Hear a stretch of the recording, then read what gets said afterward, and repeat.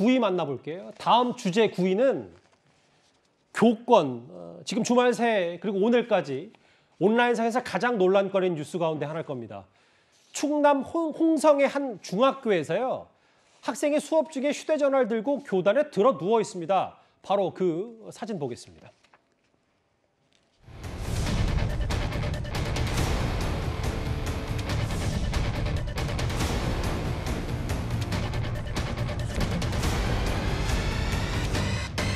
와, 저거.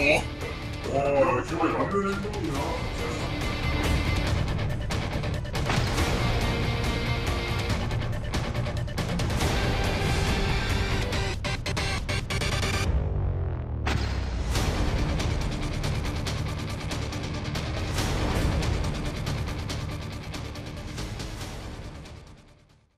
일단 본격적인 얘기를 하기 전에 허 변호사님, 저 영상 보고 처음에 무슨 생각부터 드셨어요? 저는 믿어지지가 않았습니다. 왜냐하면 지금 저렇게 학생이 누워있는 게 일반적인 보통의 수업 시간이라고는 상상할 수가 없잖아요.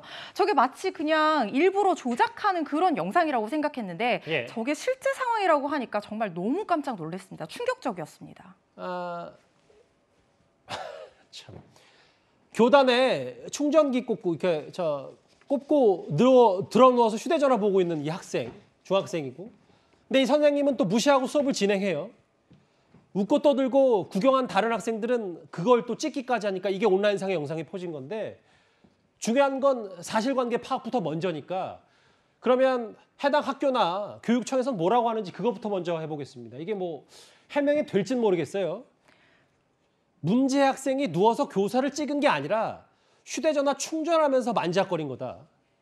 휴대전화를 확인하니까 교사를 찍은 영상이 없다. 근데 이게 해명이 되는 겁니까? 저는 납득할 수가 없는 해명이라고 생각합니다. 설사 그렇다고 하더라도요. 수업 시간에 왜 충전을 하고 있는지 알 수가 없고 충전하더라도 옆에 놔두고 와서 수업을 들어야죠. 그런데 지금 저 영상에서 보면 교사가 선생님이 수업을 하고 있는데 뒤에 누워서 충전을 하는 게 아니라 핸드폰 화면을 보면서 뭔가 촬영하거나 검색하는 듯한 그런 모습이 보이고 있는 상황인 거잖아요. 실제로 영상을 찍었건 아니건 그거는 둘째 문제고요. 맞아요. 지금 저렇게 누워서 수업 중에 교단에 나와서 있다는 것 자체로도 충분히 문제가 될 사항입니다. 근데 원래 저 해당 학교가 뭐 학교마다 좀 다를 수 있어도 학교에 등교를 하면 저 휴대전화를 반납하게 돼 있다면서요. 근데 그것조차 일단은 교칙에서는 안 지킨 거네요.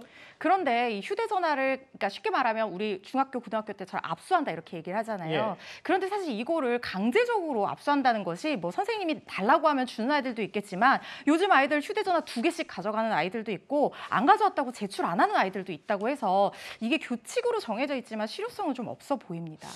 또 하나 있어요. 아까 잠깐 화면에 나왔는데 상의 탈의하고 수업을 듣는 저 학생이요. 계속 웃음밖에 안 나오는데 이거에 대해서 교육청 관계자의 해명은 이렇더라고요. 화면을 좀 다시 보겠습니다. 상의 탈의한 학생은요. 바로 전 시간이 체육 시간이었나 봐요. 땀을 식히기 위해 옷을 벗은 것이다. 이렇게 또 얘기를 하고 있는데 어떻게 받아들이세요? 저 해명도 사실은 받아들일 수가 없는 해명이죠.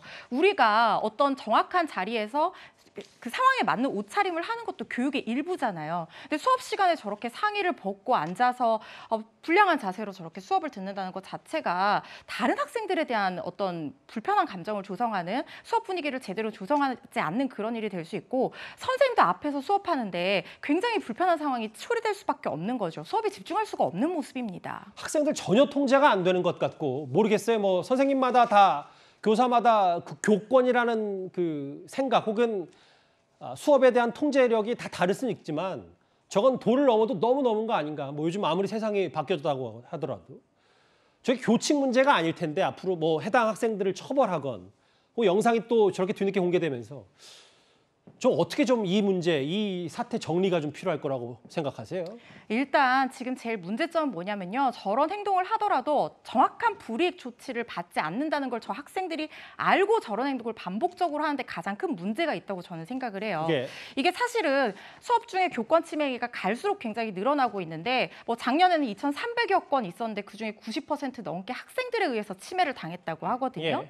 그런데 이 학생들이 수업 시간에 저런 행위를 하는 것이 정말 심한 심한 경우에는 형사처벌 대상에 해당하는 행위일 수도 있는데요. 예. 이게 만 14세 미만이면 촉법소년이기 때문에 여기서도 또 촉법 싸움이 나옵니까? 그렇죠. 응분의 처분을 받기도 좀 어려운 상황이고요. 예. 그리고 이 형사처벌 대상까지는 해당하지 않는 행위라고 하더라도 분명히 교사의 어떤 수업권이라든가 다른 학생의 학습권을 침해를 할 수가 있는데요.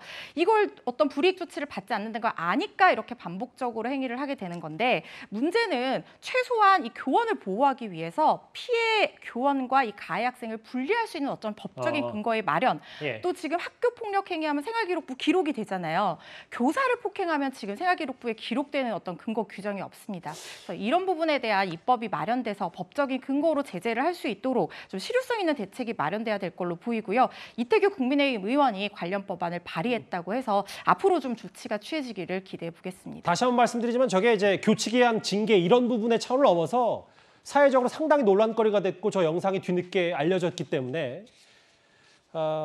말씀드렸던 것처럼 뭐 충전 중이었고 영상 안 찍었다든지 혹은 전 시간이 체육 시간이니까 저렇게 웃옷을 벗고 있었다, 땀 흘렸으니까 이런 해명 이런 거 말고 뭔가 좀 해당 학교에 책임 있는 조치가 좀 필요해 보입니다.